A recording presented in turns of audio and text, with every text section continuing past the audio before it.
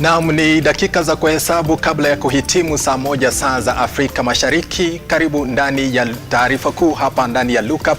Tuandamane hadi tamati, mpenzi mtazamaji. Tumekuandalia habari kemkem zikiwemo mtafaruku ndani ya chama cha ODM na mengi kutoka kongamano la anga la Afrika ambalo limefanyika hapa nchini. Mengi tunayo kutoka kwa kongamano hilo, lakini kwanza kama kawaida yetu tupate vidokezo.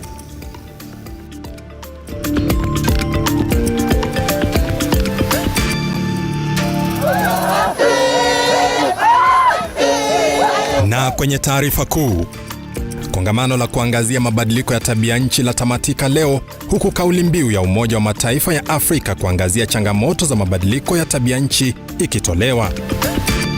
Chama cha ODM kimewatema nje wanachama watano wakiwemo Tom Ojenda, Jalango, Gideon Ochanda, Karoli Omondi na Elisha Odhiambo kwa kwenda kinyume na sheria za chama hicho. Each of the accused person to be remanded accordingly. We are now convicts. Mahakama ya wapata na hatia wafanyikazi wawili wa hospitali ya Mama Lucy kwa kosa la kuendeleza biashara haramu za watoto wachanga. Na timu ya taifa Harambee Stars ya wasili nchini Qatar kujiandaa kwa mechi ya kirafiki hapo kesho.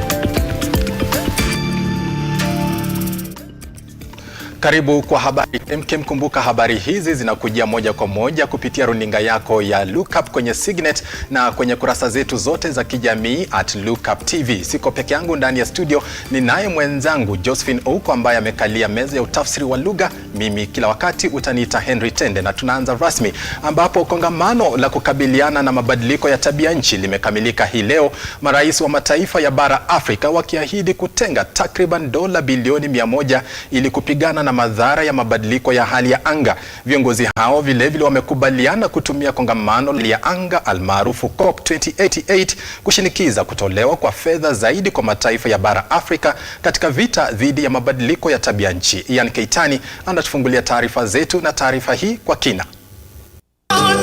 Baada ya siku tatu, kongamano la mabadiliko ya tabia nchi limefika kikomo. Mataifa ya bara Afrika yakitaka mfumo mpya wa fedha zinazotolewa kwa mataifa ya bara Afrika katika vita dhidi ya mabadiliko ya tabia nchi, wakisisitiza kuwa sharti mataifa ya bara Ulaya yashirikiana na bara Afrika ili kufaulu katika vita dhidi ya mabadiliko ya hali ya anga. We demand a fair playing ground for our countries to access the investment needed to unlock the potential and translate it into opportunities. We further demand a just multilateral development finance architecture to liberate our economies from odious debt and onerous barriers to necessary financial resources. We are clear in our minds and hearts that the international community must walk with us in this journey into a future of prosperity and security in an ecologically balanced, thriving planet. Ni afueni kwa mataifa ya bara Afrika baada ya washikadau tofauti kuahidi kutoa takriban dola bilioni 23 kufanikisha vita dhidi ya madhara ya tabia nchi. During this action focused summit, various stakeholders including governments, the private sector, multilateral banks and philanthropists have made substantial commitments totaling a remarkable $23 billion for green growth, mitigation and adaptation efforts across Africa. Notable highlights include a transformative partnership investing $60 million over 2 years in expanding grid access in rural Burundi. A $4.5 billion commitment from the UAE, represented here by my brother, to boost renewable energy. Kongamano hilo likitaka mataifa yote kupunguza uchafuzi wa mazingira kulingana na makubaliano ya kongamano la Paris. RUTO amesisitiza kuwa kutiwa saini kwa mradi wa hidrojeni iliyo salama na Umoja wa Ulaya kutasaidia katika kutengeza nafasi za kazi sawia na kukabiliana na makali ya hali ya anga. Kenya's green hydrogen strategy with the European Union is expected to drive and accelerate green manufacturing and create thousands of new high-value jobs in addition to attracting large private sector investments. Additionally, there has been a notable increase in adaptation financing, reflecting a deep commitment to Africa's sustainable future and energy systems, aligning with the ambitious Nairobi Declaration. Kongamano hilo vilevile limekubaliana kutumia kongamano la Umoja wa Mataifa na lile la hali ya anga almaarufu COP28 kushinikiza kutolewa kwa fedha zaidi kwa mataifa ya bara Afrika katika kukabiliana na mabadiliko ya hali ya anga. We shall use every available opportunity in the busy multilateral calendar, from the G20 meeting, the United Nations General Assembly in a fortnight, the annual meetings of the World Bank Group and the International Monetary Fund soon thereafter, as well as the COP28, to further prosecute our agenda. Ian Keitani, Lookuptv. Asante sana mwanahabari wetu Ian Keitani. Tukisalia kwenye hafla hiyo, zaidi ya wabunge 500 kutoka bara la Afrika hii leo wamekusanyika kwenye majengo ya bunge kujadili mchakato wa jinsi ya kupunguza athari za mabadiliko ya tabianchi. Wakati wa kikao hicho, wabunge walikubaliana kuwa nchi za Afrika zina uwezo mkubwa wa kuendeleza mabadiliko ya tabianchi katika azma ya kuimarisha mazingira. Wabunge hao wameafikiana kwa pamoja kudumisha mikakati ya kuboresha hali ya anga kwa kuwekeza katika nishati safi, Kenya ikijizolea heshima kwa kuwa kipaumbele katika uzalishaji wa nishati safi. Akizungumza wakati wa kikao cha wabunge wa Afrika kujadili uingiliaji wa kisheria ili kupunguza athari za mabadiliko ya tabia ya hali ya nchi katika bunge la taifa, Spika wa bunge la kitaifa Moses Wetangula alikiriria bunge hilo kuwa bara la Afrika lina ushawishi mkubwa katika kuadhiri ajenda ya hali ya tabia nchi kufuatia uwezo lililionao, akiwataka wabunge hao kuungana ili kutengeneza sheria za kulinda rasilimali bara lililonazo tayari. That we strive to move ourselves from a continent of despair to a continent of hope. Because the future is with us. The future is right here in Africa. There are 3 lungs of the world in terms of climate: the Congo, the Amazon, and the Borneo in Indonesia. But the Congo is the biggest, the richest ecosystem, and if we protect it, its catalytic effect on many other parts of Africa will be felt. Wabunge hao walikubaliana umuhimu wa kuungana ili kuimarisha vipengee kadhaa vya kulinda mazingira kwa ajili ya bara la Afrika, hasa wakati Afrika inapokazana kuwavutia wawekezaji katika masoko yake ya ndani. However, we still have challenges. The challenges that we have as a country, and that may not only be for Uganda, it could also be to other countries, is we are delving into using renewable energies like solar, among others, that have poor quality. So we need to build our own potential within Africa, within the country, to be able to assemble our own energy plants within the country, so that we do not really rely on poor quality that is brought from the different parts of the world. We're very pleased with the ambition Kenya has provided for us now on the climate front, but there is a lot we can learn from you. We were very inspired to see that, in fact, Kenya at 92% renewables in the energy mix can speak truth to Germany, to the United States, to China. Why? Because Africa is doing what they have not done.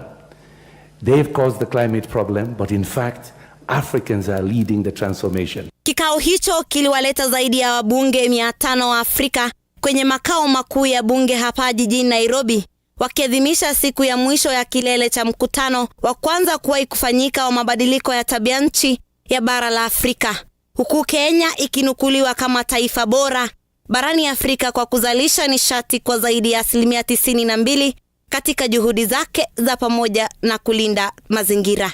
So bad, I would say.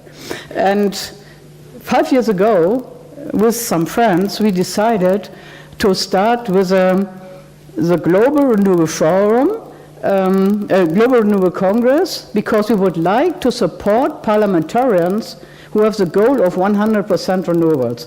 And that's why I am working very close with Kende and other parliamentarians, because we would like to decide what can we do better, So make practical work, make our homework. Mevin Getembe, Lookuptv, Nairobi. Kongamano hilo la tabianchi linapofika tamati jijini Nairobi, mashirika yasiyo ya kiserikali hii leo yamefanya kikao na wanahabari ili kujadili jinsi ya kuangazia masuala ya tabianchi kutoka mashinani. Katika kikao hicho, wanahabari wametambuliwa kuwa na jukumu muhimu kuhakikisha kuwa juhudi za walio mashinani za kukabiliana na tabianchi zinaangaziwa. Brian Amwai alihudhuria hafla hiyo na hii hapa taarifa yake kwa kina.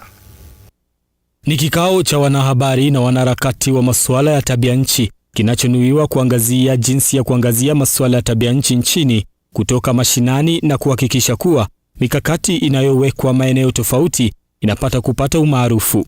Kikao hiki kikifanyika wakati ambapo nchi inafanya kongamano la tabianchi. Media organizations do not most of the time allocate funds to cover climate change, to cover environment. The only time a journalist is likely to get an opportunity to go and cover anything around climate change is when there is a disaster. When there is drought in Turkana or Marsabit, which is actually as a result of climate change. Journalists require ongoing capacity building in order to continue covering climate change stories. We can be consistent in our reporting on the subject because of this consistency if we get the support. Mashirika kadhaa ikiwemo JHR na Hivos yakikubaliana kuwa wanahabari wana majukumu makubwa ya kuhakikisha kuwa sauti za walio mashinani zinasikika katika juhudi zao za kukabiliana na tabianchi.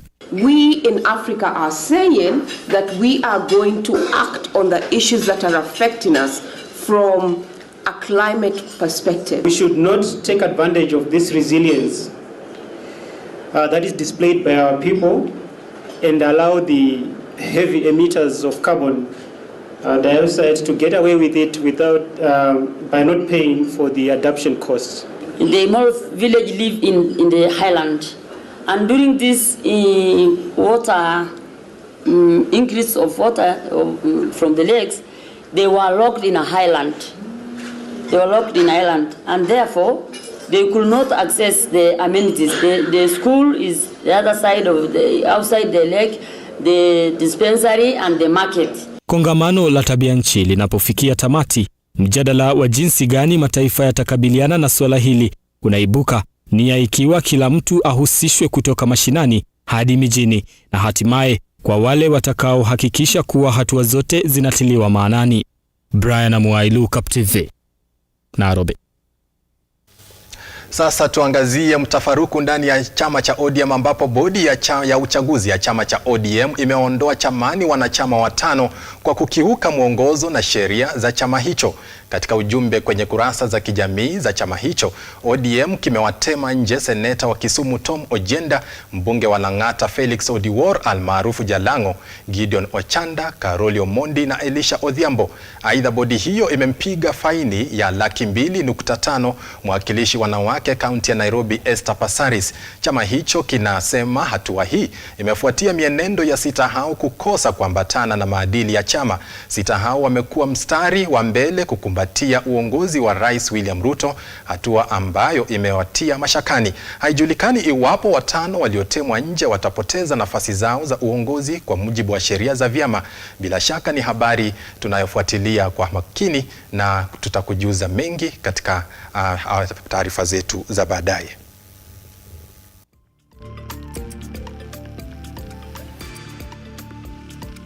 Na tukisonga mbele ni kwamba mahakama moja hapa jijini Nairobi imewapata wafanyikazi wawili wa kijamii Selina Adundo na Fred Leparan na hatia ya kosa la kuendeleza biashara haramu ya kuaiba watoto wachanga. Wawili hao wanadaiwa kuaiba watoto miaka 3 iliyopita katika hospitali ya Mama Lucy Kibaki. Nushin Mungasi ana taarifa hii kwa kina.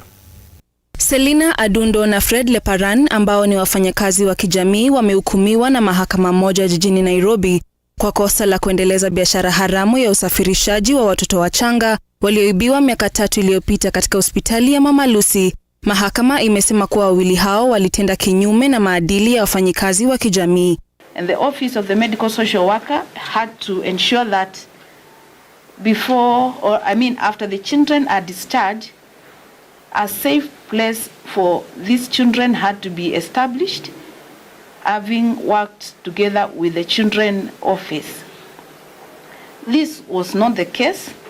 Hakimu Esther Kimilu amesema ni wazi kuwa kulikuwa na maongezi baina ya Fred na Selina na Rose aliyekuwa akijifanya kama mnunuzi wa watoto hao, kwani ushahidi ulinakiliwa katika kanda ya video. This person is expressing some fears that this discussion should be held in confidence and that there need to be trust. Little did he know the whistleblower and Rose were in a mission. Upande wa mashtaka umeelezea mahakama kuwa kati ya tarehe 1 Machi mwaka 2020 na tarehe 16 Novemba mwaka 2020 katika hospitali ya Mama Lucy Kibaki eneo la Embakasi jijini Nairobi, wakishirikiana na wengine ambao hawajafikishwa mbele ya koti, walipanga njama ya kutekeleza kosa hilo la usafirishaji wa binadamu, haswa watoto wachanga. I am of the view that the Office of Medical Social Worker at that time did not do their duty because there was no communication between the office and the children office Embakasi. Wakati wa kusikilizwa kwa kesi hiyo, mmoja wa mashahidi amesimulia koti jinsi Fred Leparan alichukua shilingi 300,000 kutoka kwa mwanahabari mmoja ambaye jina halikutajwa katika uuzaji haramu wa watoto waliotelekezwa hospitalini. Kwa sasa mahakama imeamuru wawili hao wapelekwe kwenye rumande. I hereby order that each of the accused person to be remanded accordingly. They are now convicts, and the first accused person shall be remanded at industrial remand, while the second accused person shall be remanded at Langata. Nushin Mungasia, Lookuptv, Nairobi.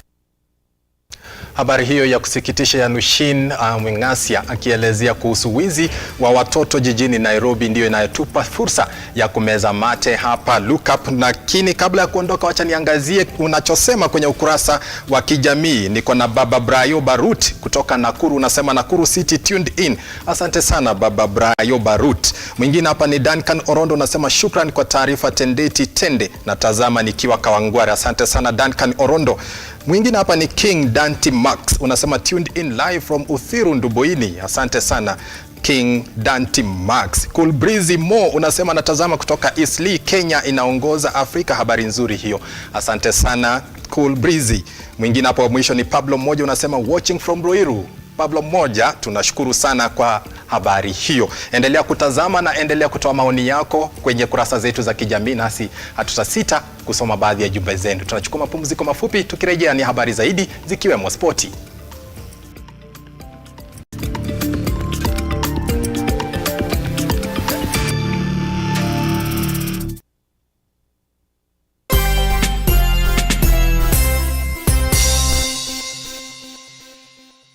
Realize your home ownership dream by investing in Brookvale Tuala, a magnificent prime residential property located in Ongata Rongai. Brookvale Tuala by Safaricom Investment Cooperative overlooks the majestic Ngong Hills and lies only 24 kilometers from Nairobi CBD. The project boasts of well-serviced plots with a perimeter wall, graded roads and a borehole. 50 by 100 plots are going for 1.4 million shillings with a flexible payment plan of up to 6 months. To book your plot, call 0729 121212 today. Safaricom Investment Cooperative, the investment partner of choice.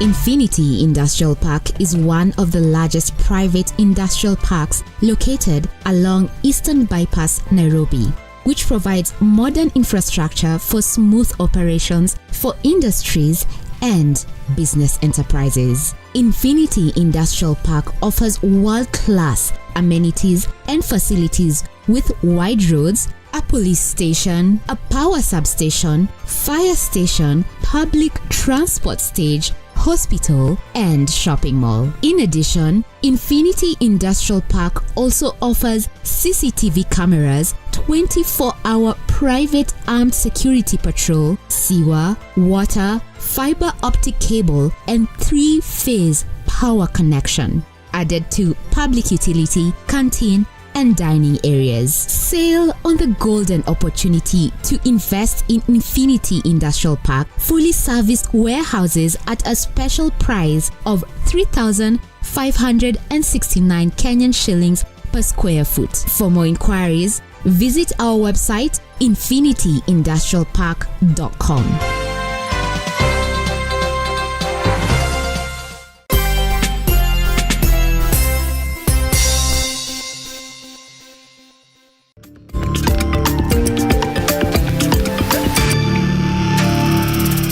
Karibu tena kwa awamu ya pili ya habari zetu na asante sana kwa kuendelea kuienzi runinga ya Lookup. Tukisonga mbele ni kwamba wakazi wa Jacaranda eneo bunge la Embakasi Mashariki wameandamana wakilalamikia suala zima la uhaba wa maji katika eneo hilo kwa zaidi ya miezi mitatu sasa.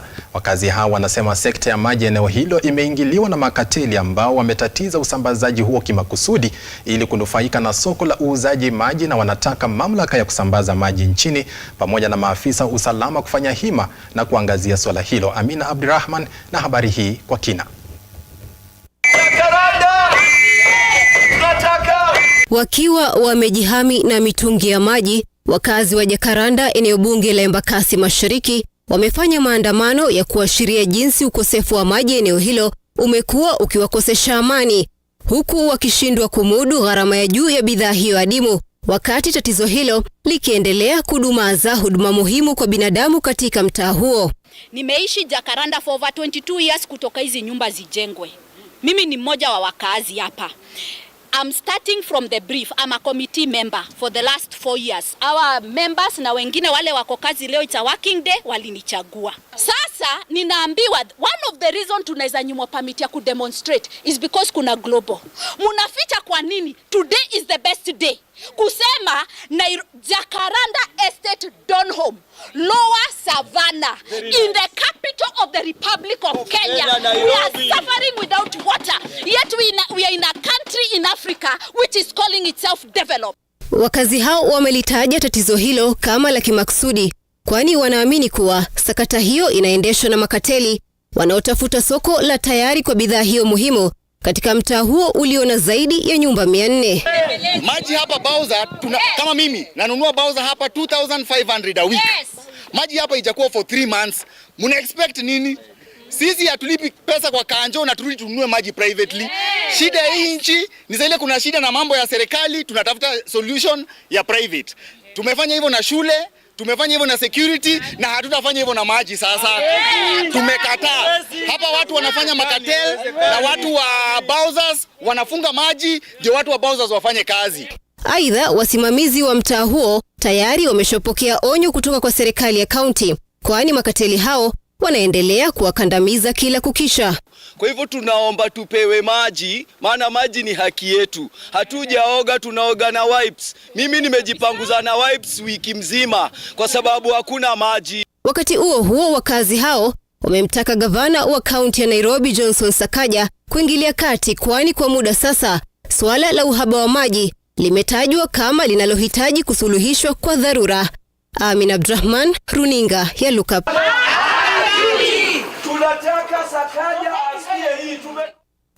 Ni kilio cha haki cha wakazi wa Jacaranda eneo bunge la Embakasi Mashariki wakilalama kuhusu ukosefu wa maji, hali ambayo imekuwa ngumu kwao kuendeleza maisha. Tukisonga mbele ni kwamba Geoffrey Isaboke Maina mwenye umri wa miaka 18 kutoka kaunti ya Kisii yuko kwenye hatari ya kupoteza nafasi ya kusomea kozi ya utabibu na upasuaji katika chuo kikuu cha Nairobi kufuatia kukosekana kwa fedha za kufadhili elimu yake. Mwanafunzi huyo alifanikiwa kumaliza shule ya upili kupitia misaada kutoka kwa wahisani, na sasa Geoffrey anawaomba wahisani kumsaidia kufadhili masomo yake kwa sasa ili kuweza kutimiza ndoto yake ya elimu. Mwanafunzi kutoka familia hohehahe katika kaunti ndogo ya Kisii anahofia kupoteza nafasi yake katika chuo kikuu cha Nairobi anapotakiwa kuanza kozi yake ya udaktari kutokana na ukosefu wa fedha za matumizi.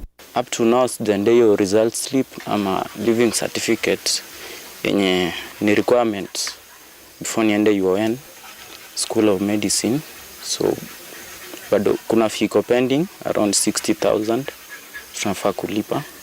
Alafu pia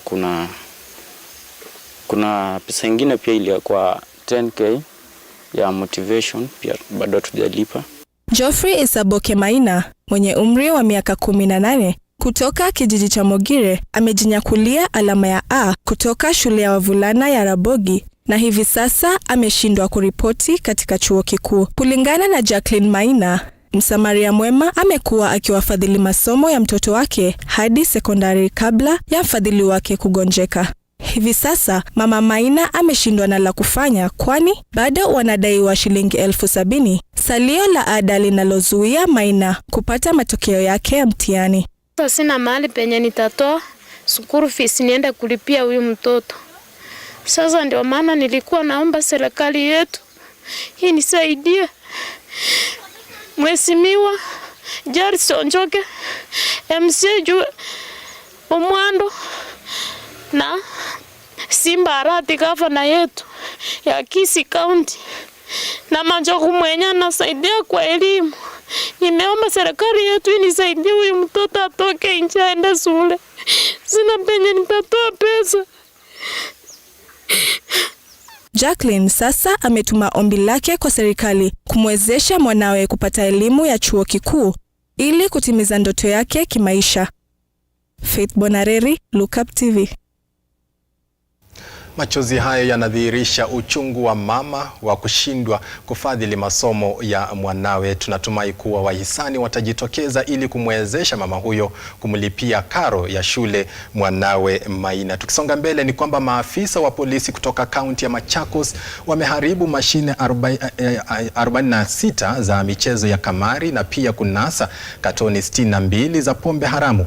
Wacha nimpishe mwanahabari wetu Wairimu Wasike na taarifa hii kwa kina na nyinginezo katika mseto wa kaunti.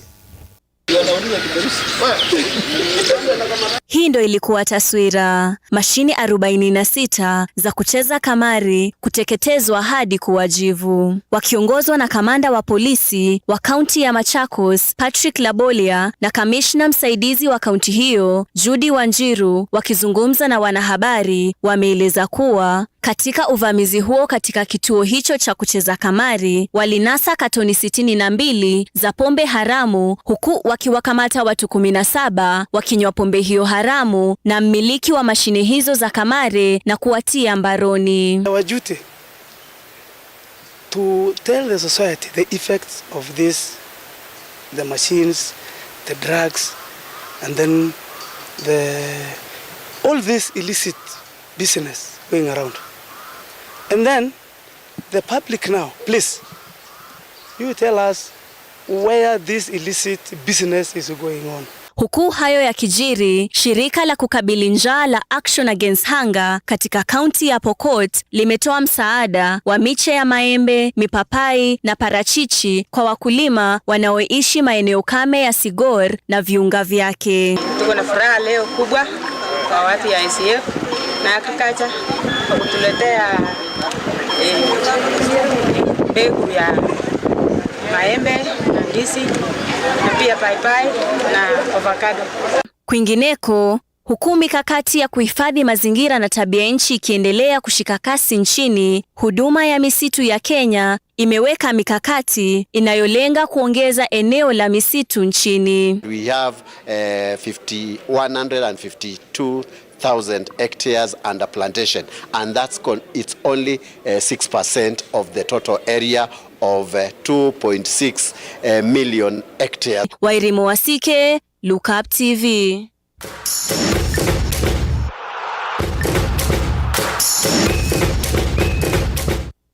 Karibu tudunde viwanjani. Awamu ya mwisho ya msururu wa raga nchini Kabeberi Sevens imezinduliwa hii leo katika uga wa RFUEA jijini Nairobi. Msururu huo wa raga 7 umeratibiwa kuchezwa wikendi hii katika uga wa RFUEA jijini Nairobi, huku timu za Kabras, Sugar na KCB zikiwania kutoa msururu wa mwaka huu.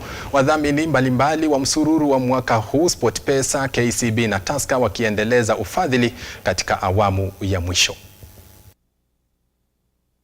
And you can see this in how the tournaments have also progressed in this year's National 7 Circuit. The fact that many tournaments have managed to progress, teams have managed to still put out their best squads forward despite being called up to the national teams and have a very good tournament. And I think, you know, the very last tournament last weekend in Eldoret is a testament to what happens when you expand the game out. The fact that players who get called up to the national team, the quality of the rugby does not get affected. But more importantly, it opens up the tournament. Ago, when we were thinking of coming back into rugby, we never pictured it would be this successful. So it was a very bold move to make, and decided to take up the title partnership. We're aiming that the sponsorship will go a long way in growing the talent that we have locally. Now, why is to now become the growers and the supporters of the local talent? Really, really grateful for the opportunity to sponsor again and to feature within the circuits again, because as a tenant of Tusker, we really focus and plan to grow, or we have always grown and supported talent that is growing in Kenya.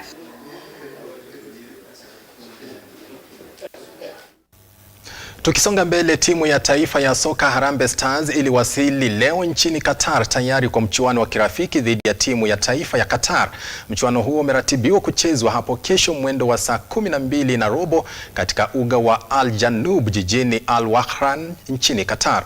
Harambee Stars wanajiandaa kushiriki michuano ya kufuzu kombe la dunia mwaka wa 2027. And I'm playing a lot of games, so yeah, it's going well now. I think the most important things is just to get minutes, to gel with the team, and like I said before, just show everyone what I can do. Tumeprepare poa na tuna hope for the best. Tukiprepare hizi friendly mbili, tukiprepare kucheza World Cup qualifiers, because the nation is expecting a lot from us, and so far tumekuwa na good friendly matches ukiona Iran, na now we are going to play Qatar, which is something new. Tujakuwa na friendly high like this, even if whatever will happen against this Qatar game, but at least there is, if you see, kuna gradual change. It's gradually, it cannot happen on a snap of a finger. Till now, the only problem we had is that most of the foreign-based players came today. So still also Johnson Omova and Ayub didn't train with us, so we didn't make any training with a full squad. So we will have only tomorrow in Qatar one training, because the weather conditions are very tough there. So this is the only problem we had, that we couldn't really train together with the foreign-based players all together. But in the end, most of the injured players looks well. So I think.